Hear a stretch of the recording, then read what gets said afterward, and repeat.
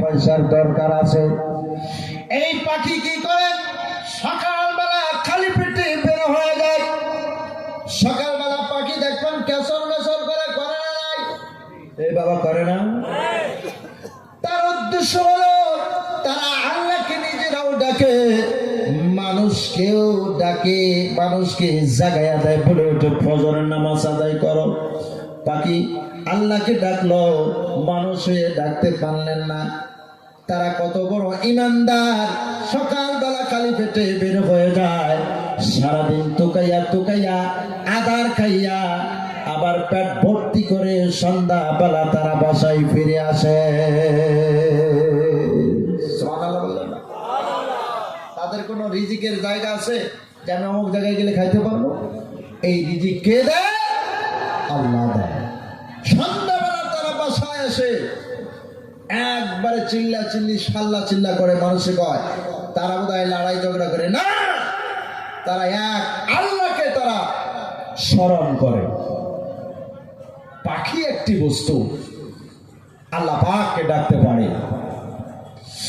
আল্লাহ রাব্বুল আলামিন বলেছেন, মানুষকে আমি এত আদর করি, মানুষ যখন খানা খায় এইরকম চেয়ারে বসে, সম্মুখে ডাইনিং টেবিল থাকে, এত সুন্দর। কেউ কাঁসার থালিতে ভাত খায়, কেউ কাঁসার গিলাসে পানি খায়। খায় না নাই? এ বাবা খায় না নাই? পানিটা হাত ধরে খায়। এত সম্মান আল্লাহ মানুষকে দিয়েছেন।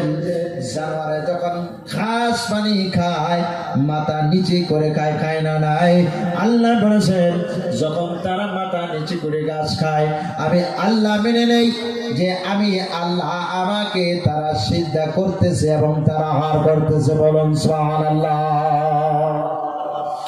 আমার মুসলমান বাবাজি, আল্লাহ বললেন, হে বিশ্বের মুসলমান, 18,000 মখলুকাতের ভিতরে 17,999টা মখলুক তোমাদের অধীনে বানিয়ে দিলাম, কিন্তু তোমরা আমি আল্লাহ আমাকে ডাকো না।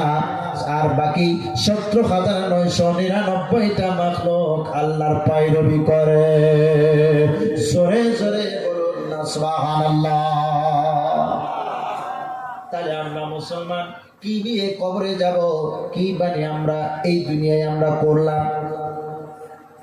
দুনিয়ায় আমরা কি কাজ করলাম?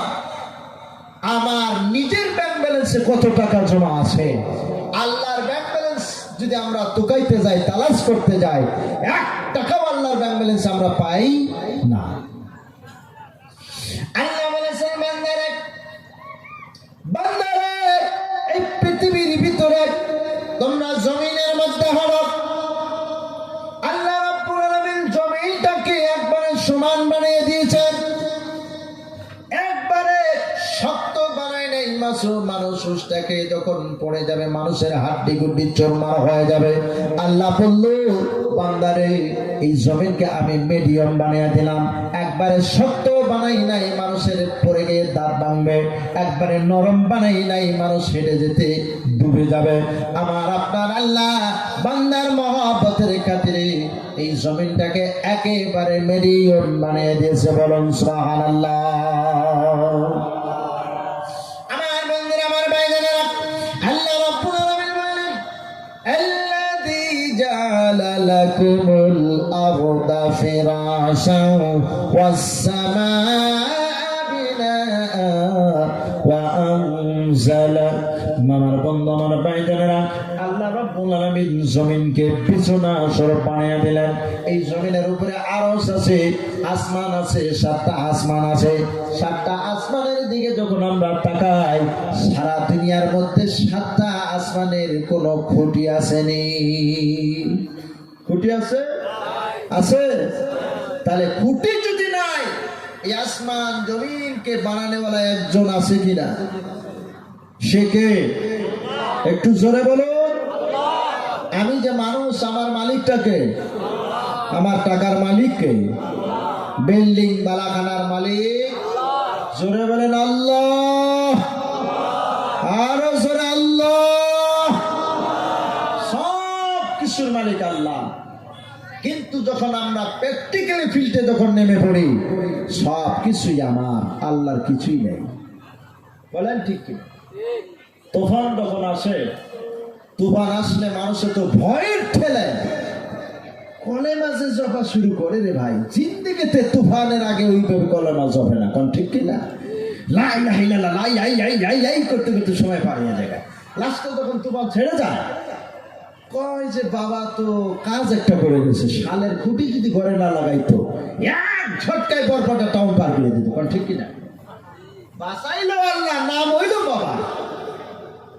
বাঁচানেওয়ালাকে আল্লাহ, নামটা হয় কার? বাবা। আমরা এরকম মুসলমান তো নাকি? হ্যাঁ, তিনটা ফকির ভিক্ষা করতে গেছে, একটা ল্যাংড়া, একটা কানা আর একটা গুজা।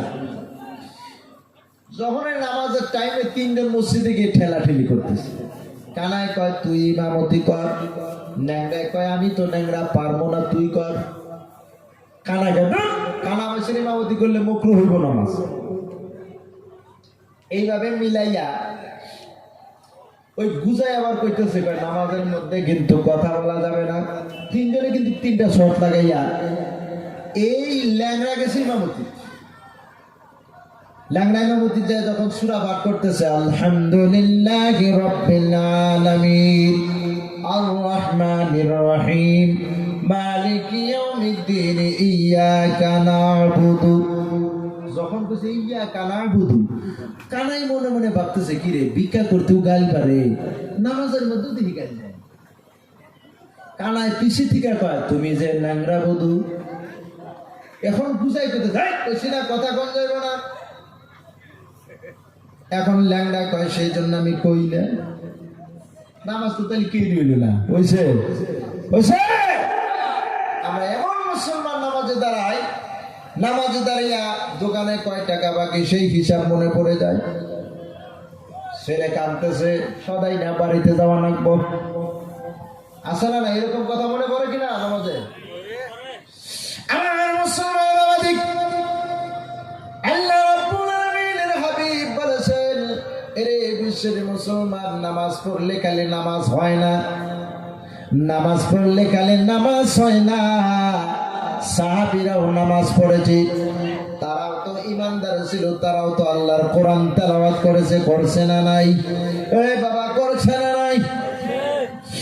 আল্লাহর নবীর জামানায় নবীজি যখন ইন্তেকাল করে দুনিয়া থেকে যখন বিদায় নিল, হযরত ওমর, হযরতে আবু বকর, হযরতে আবু বকর নামাজে দাঁড়াইয়া ঝরঝর ঝরঝর করে কাঁদতেছে।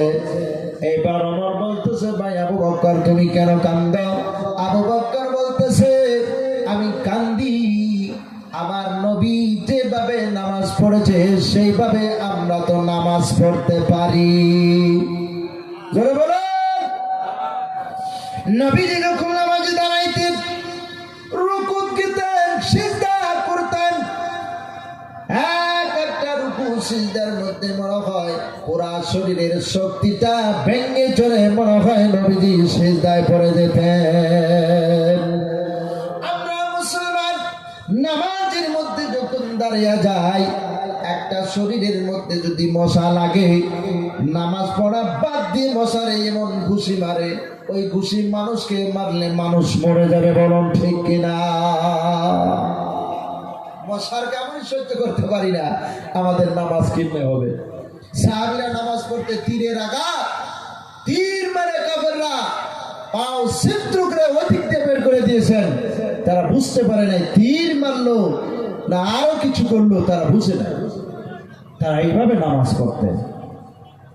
মহতরম দোস্ত বুজুর্গ, আল্লাহ তাবারক তাআলা মানুষকে ঈমান পরীক্ষা করার জন্য পৃথিবীর ভিতরে পাঠাইছেন। আল্লাযী খালাকাল মাউতা ওয়াল হায়াতা লিয়াবলুয়াকুম আইয়ুকুম আহসানু আমালা। আল্লাহ হায়াত, মউত সবকিছুই পৃথিবীর ভিতরে দিয়ে মানুষকে পাঠাইছেন শুধু পরীক্ষা করার জন্য, কে ভালো আমল করে আর কে খারাপ কাজ করে। এই দুইটা জিনিস পরীক্ষা করার জন্য পৃথিবীর ভিতরে আল্লাহ পাঠাই দিয়েছেন। আমার মুসলমান বাবাজি, আল্লাহ নবী বললেন, একজন মুসলমান আর একটা মুসলমানের প্রতি 5টা কয়টা হক? জোরে বলেন বাবা, কয়টা হক?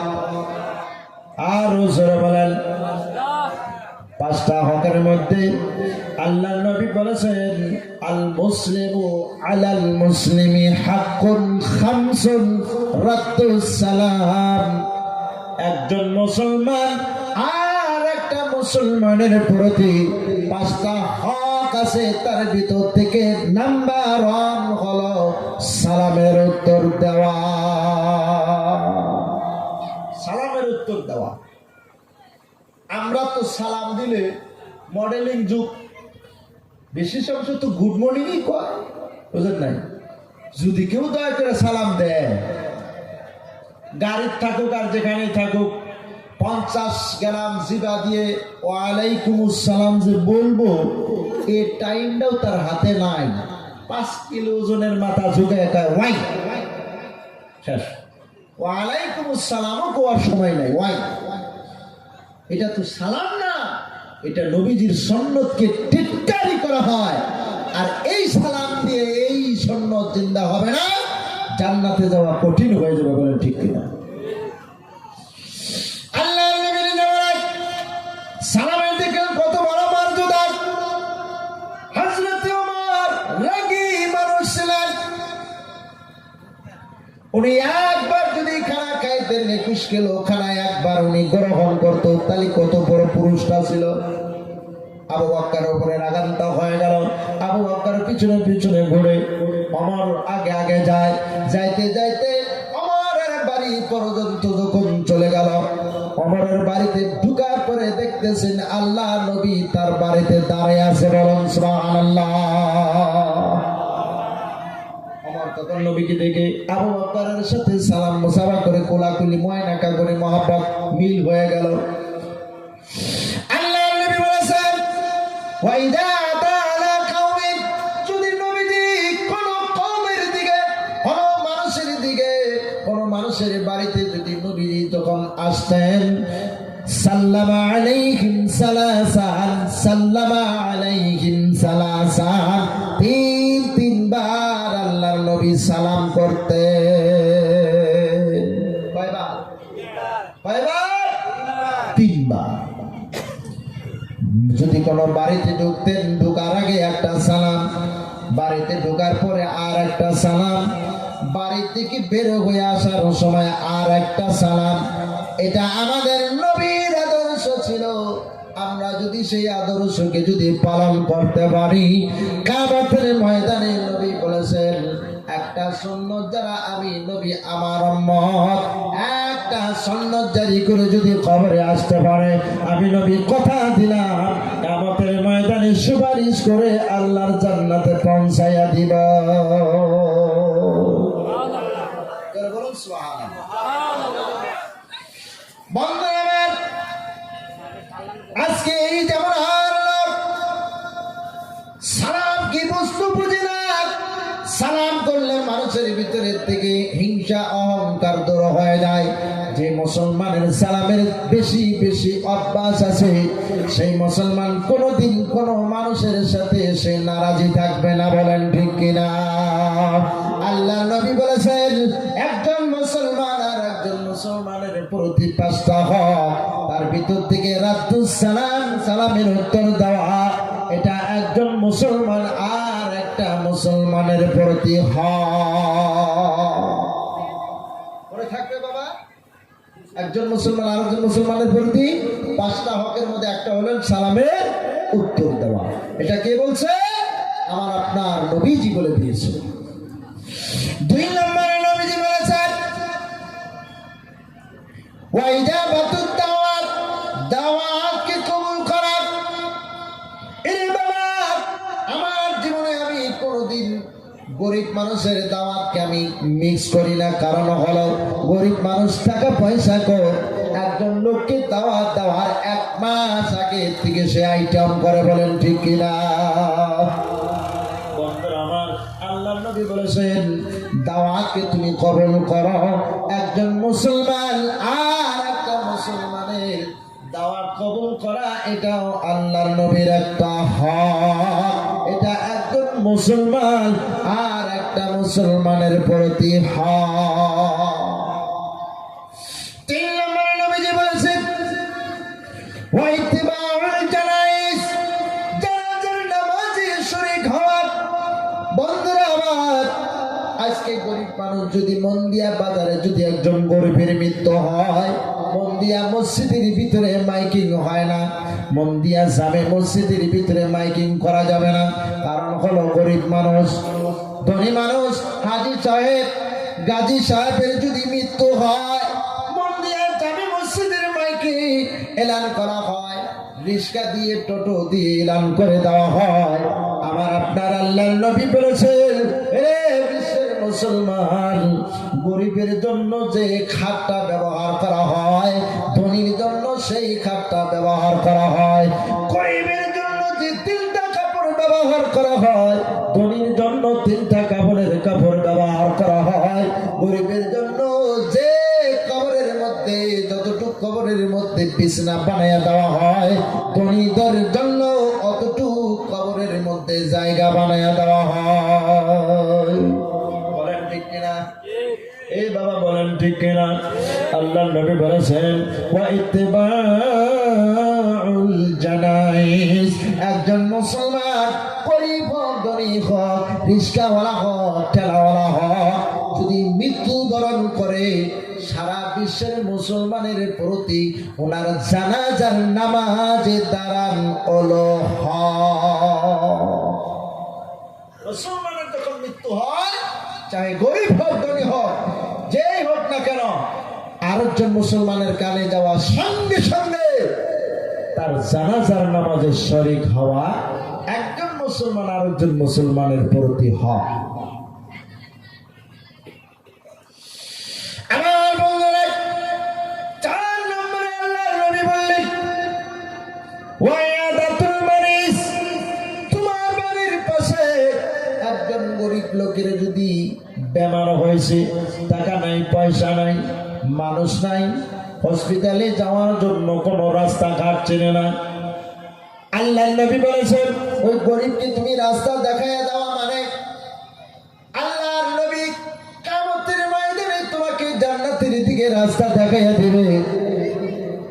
আল্লাহর নবী বলতেছেন ওই গরিবকে যদি তুমি সহায় করে হসপিটালে গিয়ে যদি চিকিৎসা বাবদ করে যদি কিছু টাকা তার পিছনে খরচ করো, আল্লাহর নবী বলেছেন আমি নবী ইতিমকে ভালোবাসতাম, ইতিমকে তো মহব্বত করতাম, মানুষ গরিব শ্রেণীর লোককে যদি বেমার আজার থেকে যদি সহায় সহযোগিতা করে, বরঞ্চ ওই ব্যক্তিটা কঠিন কিয়ামতের ময়দানে মৃত্যুর পরে আমি আল্লাহর কাছে সুপারিশ করে জান্নাতের দিকে রাস্তা দেখাইয়া দিব। 5 নম্বরে নবীজি বলেন ওয়া তাসমিতুল আতিস, আমরা যখন হাসি দেই, হাসি দেওয়ার সময় আমরা আলহামদুলিল্লাহ বলি, যে শুনে সে বলে ইয়ারহামুকাল্লাহ, আবার যে হাসি দেয় সে বলে ইয়াহদিকুমুল্লাহু ওয়া ইয়াসলিহু বালাকুম। জোরে জোরে বলুন না আল্লাহু আকবার। বাবাজি, এই 5টা হক আমরা আদায় করব কিনা? এই বাবা আদায় কে কে করবেন একটু হাত উঠান। নারে তাকবীর, লিল্লাহি তাকবীর, মাশাআল্লাহ। আল্লাহ রাব্বুল আলামিন সবার হাতকে কবুল করুন। এমন মুসলমান যদি পৃথিবীর ভিতরে এই 5টা হক যদি কোনো মুসলমানের প্রতি যদি আদায় করতে পারে, আমার আপনার আল্লাহ রাব্বুল আলামিন বলেছেন ওই মুসলমানের ভিতরে 1 বিন্দু পরিমাণ হিংসা অহংকার কিনা থাকবে না। তার কারণ হলো সালাম কালাম যদি থাকে, হিংসা থাকে না। 2 নম্বরে একজন মুসলমান আর একজন মুসলমানের যখন জানাজার নামাজে দাঁড়াইয়া যাবে, জানাজায় দাঁড়াইলে তো কবরের পাশে দাঁড়াইতে হয়। কবরের দিকে যখন তাকাবে, কবরের দিকে তাকাইলে ইমানের জোর আল্লাহ বাড়াইয়া দেয়। কবর যখন তাকাবে কবরের দিকে, খবর দেখলেই তো আমার মৃত্যুর কথা মনে পড়ে যাবে যে একদিন তো আমারও মৃত্যু হবে। বলেন ঠিক কি? আল্লাহ রাব্বুল আলামিন বললেন সারা পৃথিবীর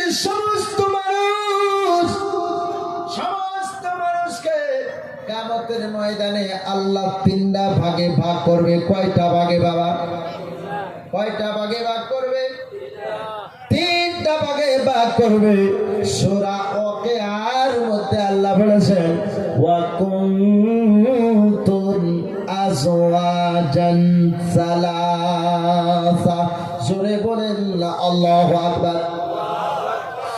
আল্লাহ রাব্বুল আলামিন বললেন ওয়া কুনতুম আজওয়াজান সালাসা, মানুষকে তিনটা দলে ভাগ করা হবে।